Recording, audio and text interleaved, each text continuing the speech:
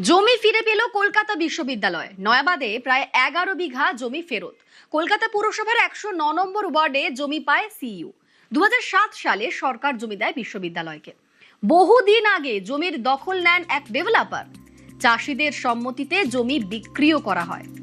ডেভেলপারের সাথে কর্তৃপক্ষ কোনো যোগাযোগ করেনি। জমির মালিকানা নিয়ে মামলা হয় আদালতে।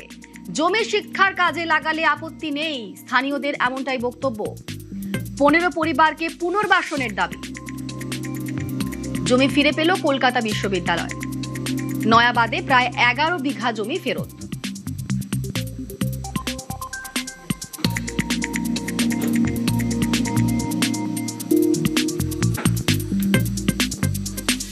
কলকাতা পুরসভার 109 নম্বর ওয়ার্ডে জমি পায় সিইউ। 2007 সালে সরকার জমি দেয় বিশ্ববিদ্যালয়কে। বহুদিন আগে এই জমির দখল নেন এক ডেভেলপার। চাষিদের সম্মতিতে জমি বিক্রিও করা হয়। ডেভেলপারের সাথে কর্তৃপক্ষ কোনো যোগাযোগ করেনি। জমির মালিকানা নিয়ে মামলা হয় আদালতে। জমি যদি শিক্ষার কাজে লাগানো হয় তাহলে কোনো আপত্তি নেই স্থানীয়দের। 15 পরিবারকে পুনর্বাসনের দাবি। আমাদের আশপাশে জমি রয়েছে, এবার কিন্তু এখানে কোনোদিন এই 20 বছর ধরে আমরা কোনোদিন দেখলাম না যে এখানে কোনোদিন ক্যালকাটা ইউনিভার্সিটির জায়গা এটা বা কিছু এরকম কোনোদিন কোনো বোর্ডও দেখিনি। আজ পর্যন্ত এই প্রথম আমরা এখন শুনতে পাচ্ছি যে ক্যালকাটা ইউনিভার্সিটির জায়গা। কিন্তু এদের জায়গা থাকলে এদের আগেও তো বোর্ড দেখা থাকতো। কোনো রকম বোর্ড বা কোনো রকম চিহ্ন বা কোনো যাতায়াত বা কোনো রকম অবজেকশন এর আগে কোনোদিন দেখিনি।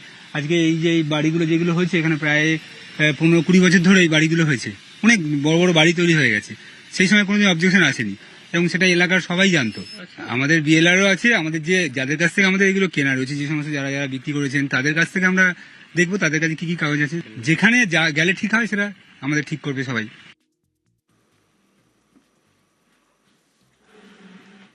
এই জমি হচ্ছে রাজারহাট ফিশারি কোঅপারেটিভের জমি কখনো ভেস্ট করতে পারে না।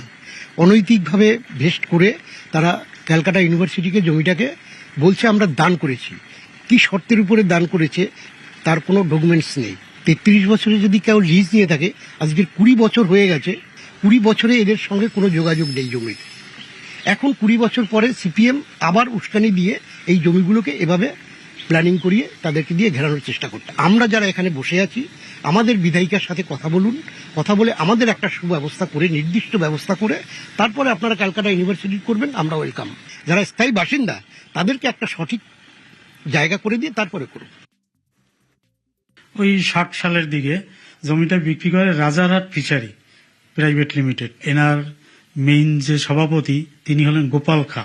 উনি বললেন যে তোমরা নিতে পারো, তবে আমাদের টাকা হলেই আমরা সই করে দেব। ডেভেলপ করেছি, রাস্তা বের করেছি, ইলেকট্রিসিটি এনেছি, প্রায় দীর্ঘ 25 বছর বসবাস করছে। কিন্তু আজ পর্যন্ত কোনো কেউ নোটিশও করেনি আমাদের, আর কেউ কোনো বাধাও দেয়নি। হ্যাঁ, কিছু বিক্রি করেছি, কিছু আর ওই যে কাগজপত্র হয় না এই কারণে বিক্রি হয়নি। ডকুমেন্টস ওই চাষির থেকে একটা 10 টাকা স্ট্যাম্প পেপারে এনওসি টাইপের হয়, ওই পজিশন হ্যান্ড ওভার করা যাকে বলে। না, আমরা বিএলআরও অনেকবার ভিজিট করে এসে আমাদের ওই নাম 2-1 আর উঠেছে ওখানে, সেটা আছে, আমাদের কাছে আছে।